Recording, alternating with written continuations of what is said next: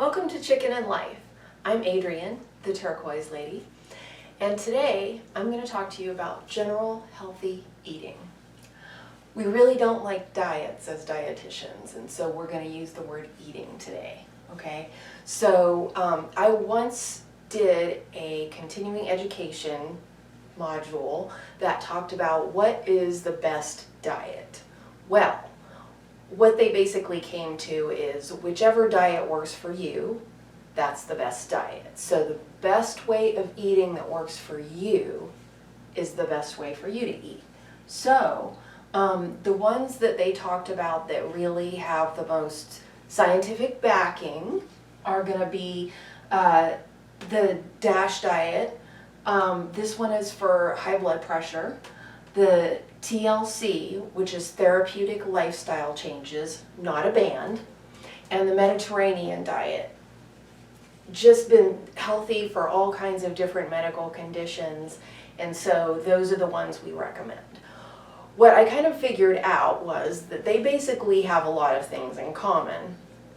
So I would say myplate.gov is a great resource.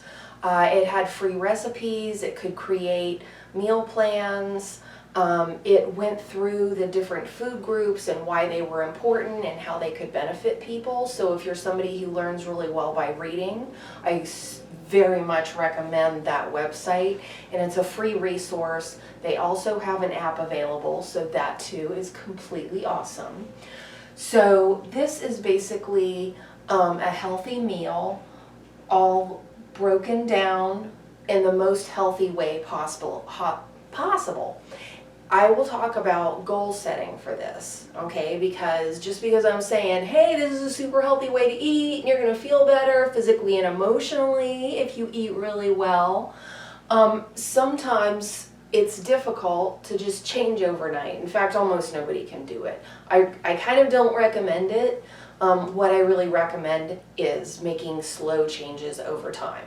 Okay, that's way better, way more achievable, sustainable, attainable, all that kind of stuff. All right, so the long-term goal for a healthy, balanced meal is going to be half a plate of non-starchy vegetables. So I wrote some examples up here. Broccoli, which is green, cauliflower that's white, tomatoes are red, sometimes they're green, right? Asparagus, green, leafy greens, green, peppers, so it could be the spicy peppers, which those are good for heart health, so I really like those, but it could be bell peppers, and bell peppers are awesome because they come in a variety of colors. We've got red, orange, yellow, and of course the traditional green. So peppers are awesome. Cabbage is great. I was doing a little project about food and mental health, and I figured out that celery has a benefit for emotional health. So that's super awesome. And then there's okra, which I have mixed feelings about. So only because when you cook it, it gets kind of snotty and gross, and I don't want to tell people to like, oh, fry it, that fixes everything. No, that has other bad things for you, and we will talk about that some other time. But okay, so then what I would say the benefits are of this section are that they've got fiber, which is really great for your heart health. They have fiber to help you poop. We're all about pooping, right? Pooping, very important. So that's what's great about these. They have vitamins and minerals that turn food into energy, so I really love that. They have plant compounds that reduce inflammation and fight disease, so that is another fantastic benefit to vegetables. So vitamins and minerals, what do they do? What they do is they turn our food into energy. So we have more energy. So if you're finding that you don't have any energy, but you also don't have any fruits or vegetables, something to think about. Okay, so over here we have the starch. So I wrote rice, potato, corn, peas, beans, pasta. These are all example of starches. So those are foods that are fuel for us. They get turned into fuel. And a lot of them Well, I mean, I guess if you eat whole grain rice and pasta, then that's going to have some fiber to help you poop, and also be good for your heart health. So, yay that. Okay. Then we have our protein part. Protein is your muscles.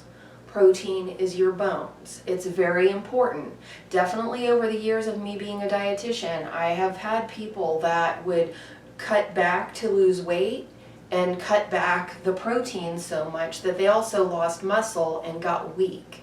So we don't want anybody to get weak, but we also don't want you to have a heart attack because you had a slab of T-bone. No, happy medium, very important.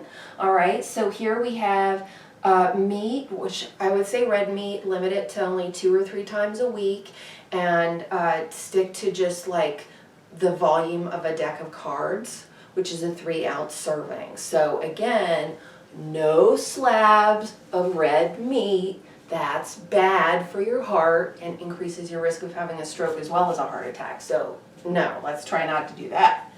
Okay, fish is awesome for you. It has omega-3 fatty acids that are good for your heart, that are good for your brain, so fish is good and good for you. Poultry, so chicken, turkey, the white meat is going to be a little bit lower in fat and lower in calories, so that can be a good way to go.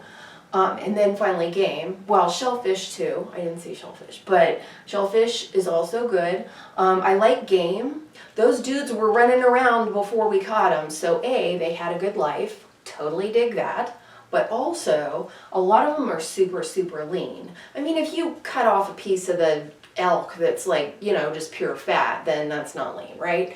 But if we're talking about leaner cuts of them, then that's a good way to go. Buffalo would fall into this category. Anything that was walking, swimming, or flying before it was on your plate is a protein. Okay? And again, that's your muscles and your bones. Actually, bones are really an incredible thing. Bones, a lot of the vitamins and plant compounds that fight disease, those help build your bones as well. The minerals like calcium, for instance. So in a healthy, balanced meal, if we're checking all of the nutritional boxes, then calcium would be another thing that we would want to include. And it could be an 8-ounce glass of milk, not a quart, an 8-ounce glass of milk. Maybe it's like a 1-inch square of cheese or a slice. And when I say cheese, I mean real cheese, not American cheese, not the Salt Lick cheese. Some healthier real cheese. Okay, so that's the calcium source. Yogurt is another option. Super love the Greek yogurt because it has more protein in it, but it also has more healthy active cultures to help our gut be happy and reduce inflammation in the body. Woohoo! If we have less inflammation, we tend to feel better and have more energy too. So again, if you're watching this video because you're trying to find ways to have more energy, that is something that's really helpful. And it suddenly occurs to me too that, like, let's say that in this category, and I didn't say pork, certainly that would fall into this category as well. They were walking around before they were on our plate, so that would count here. The thing is that if you're having like 3 ounces of sausage, which again is the volume of a deck of cards, because there's so much fat in sausage, that means you have less protein per bite. That protein's pushed out by all the fat. So when you're having the leaner stuff like fish, chicken, turkey, shellfish that's not fried, then that's going to give you more protein per bite to help you maintain or regain muscle. So that's a win too. So we do need a little bit of fat in our lives. The thing is that there are some vitamins in the vegetables and fruit too that our body can't use without a small amount of fat.